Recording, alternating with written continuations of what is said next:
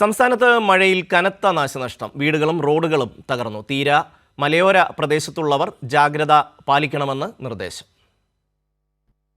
സംസ്ഥാനത്ത് മഴയിൽ കനത്ത നാശനഷ്ടമാണുണ്ടായത്. കനത്ത മഴയിൽ തിരുവനന്തപുരം പൊന്മുടി റോഡിൽ മരം കടപുഴകി വീണ് ഗതാഗതം തടസ്സപ്പെട്ടു. വിതുര പൊന്മുടി റോഡിൽ 21-ാം വളവിന് മുകളിലാണ് മരം വീണ് ഗതാഗതം തടസ്സപ്പെട്ടത്.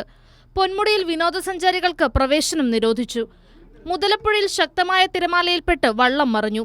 മത്സ്യബന്ധനം കഴിഞ്ഞ് മടങ്ങിവരവെ വള്ളം മറിയുകയായിരുന്നു. വള്ളത്തിലുണ്ടായിരുന്ന 4 തൊഴിലാളികൾ നീന്തി രക്ഷപ്പെട്ടു. കനത്ത മഴയ്ക്കൊപ്പം വീശിയടിച്ച ശക്തമായ കാറ്റിൽ പത്തനംതിട്ട ജില്ലയിലും വ്യാപക നാശനഷ്ടങ്ങളാണുണ്ടായത്. സീതത്തോട്ടിൽ വീട്ടിനു മുകളിലേക്ക് മരം വീണ് യുവതിക്കും 1.5 വയസ്സുള്ള കുട്ടിക്കും പരിക്കേറ്റു. തിരുവല്ല കടപ്രയിലും മരം കടപുഴകി വീടിനു മുകളിലേക്ക് വീണു. അപകടത്തിൽ ആർക്കും പരിക്കില്ല.